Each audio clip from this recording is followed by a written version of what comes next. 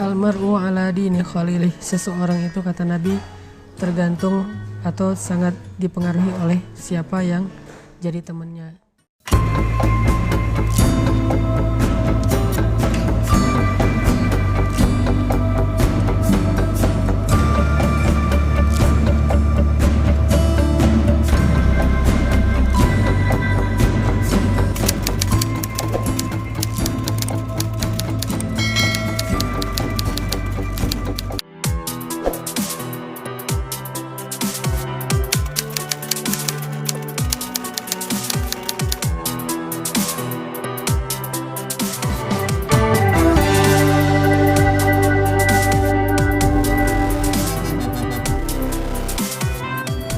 Sekarang lebih ke motivasi nih tadi.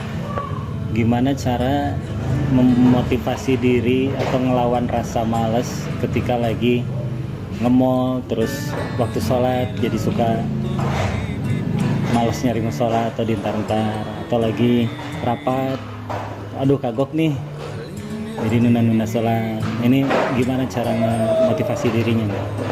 Almar'u ala dini khalilih. Seseorang itu, kata Nabi, tergantung atau sangat dipengaruhi oleh siapa yang jadi temannya. Jadi kalau temennya orang yang seneng sholat duha, jalan kemana aja waktunya duha, berhenti dulu, gue pengen sholat duha gitu, itu ke bawah, akhirnya jadi habit.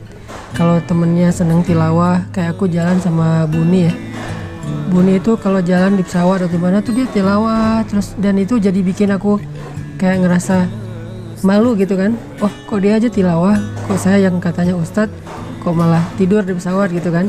Akhirnya ya tidur. Minimal muncul rasa malu dulu, terus besok-besok kayak diperbaiki pelan-pelan gitu. Dan itu memang benar sih kata Nabi, kita tuh gampang dipengaruhi, terutama oleh orang-orang yang kita kagumi, orang-orang yang mungkin kita masih respect sama dia, atau orang yang kita dekat sama dia, itu kita bisa dipengaruhi. Kayak selera makan aja bisa dipengaruhi loh. Dulu pas aku awal-awal ke Bandung, aku nggak suka makan makanan yang ada lalap-lalapnya kayak sayur-sayuran gitu, karena orang Aceh kan makannya santan, daging gitu kan. Makan sayur mentah tuh jarang. Nah, karena di sini teman-teman rata-rata makannya kayak gitu, terus keluarga juga makannya kayak gitu, akhirnya jadi biasa aja dan bisa menikmati.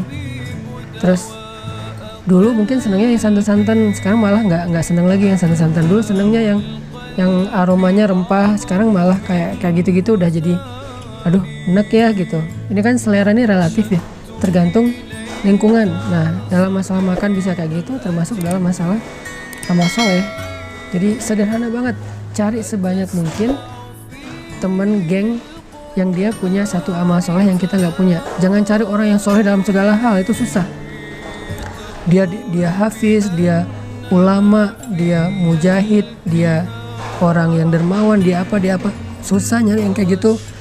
Karena yang kayak gitu tuh terkumpul hanya di sosok Rasulullah, sisanya di split ya, di share ke banyak orang. Ya mungkin ada yang ahli tahajud di antara kita, teman-teman geng kita, ada yang orangnya santun, itu aja yang kelebihan dia. Dia mungkin bukan ahli ibadah, walaupun nggak bikin dosa, tapi dia orangnya santun gitu. Dia bukan ahli ibadah, tapi dia orangnya care, orangnya gampang tersentuh. Dia bukan ahli ibadah, tapi dia pola hidupnya sehat. Dia mungkin ahli ibadahnya bukan sholat malam, tapi cuma sekedar sholat duha. Dia tuh zikirnya bukan tilawah yang banyak berjus-jus, tapi dia kayak tangannya gini-gini terus, zikir terus. Nah, orang-orang kayak gini kalau banyak yang jadi geng kita sedikit demi sedikit akan terpengaruhi oleh pola hidup mereka, dan itu akan membentuk habit. Kalau udah jadi habit kan ya nggak jadi paksaan lagi ya, dan nggak perlu diniatin serius-serius amat. Gua mau sholat duha, nggak perlu, udah habit aja. Asal waktu jam segitu duha, udah jadi lancar, santai gitu. Sama kayak teman kita yang seneng baca, kita jadi ikut. Yang seneng nonton apa, kita jadi kebawa. Ya kayak aku berteman sama Enong, dulu kan aku nggak kenal skateboard, tapi karena Enong seneng main skate, akhirnya aku jadi bukan terpaksa main skate, jadi ikut seneng gitu, kayak oh seru juga ya gitu. Ntar kalau aku kenal sama siapa lagi kayak gitu, seneng nongkrong ya, nongkrong. Jadi almar'u ala dini khalilih, Itu benar banget, Nabi nggak mungkin salah. Seseorang itu dipengaruhi oleh siapa yang jadi temannya. Jadi kalau mau nge-mall usahakanlah ada 1-2 orang yang Iya, biasa lebih bagus ngejaga kalau bisa sholat kayak gitu. gitu ya. Makanya kita kalau sama teman-teman yang soleh itu, kalau perlu kita yang jaga dia untuk tetap jadi teman kita. Jangan gampang ilfil, jangan gampang bete. Mungkin dia nggak seru kayak yang lain, tapi dia yang jaga kita tentang urusan agama kita. Jadi jangan berharap dia bikin kita happy, fun, seru, kayak renyah gitu. Kita udah punya banyak stok geng yang kayak gitu. Sekarang kita butuh seseorang yang bisa jaga kita. Yang dia berteman dengan kita mungkin nggak bisa bikin kita happy, tapi bisa bikin kita aman. Aku nggak bilang selamat ya, minimal aman lah, nggak sampai macem-macem gitu. Terus tetap sesuai dengan koridor. Dia yang jagain kita. Kadang-kadang wajah dia nggak serak aja bikin kita ya udah deh nggak jadi deh gitu kan, gara-gara ekspresi dia. Nah, orang kayak gitu harus dijaga.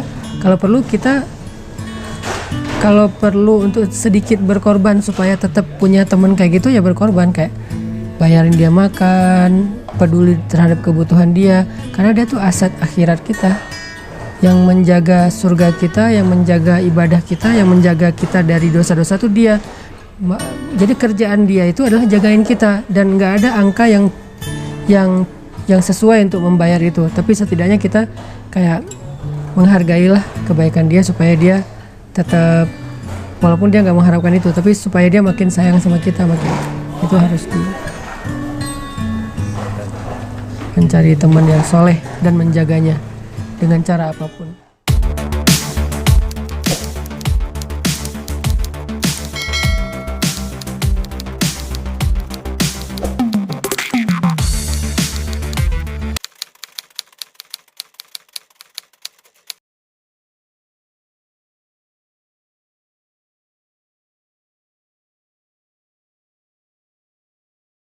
Pokoknya jangan lupa like, subscribe, komen.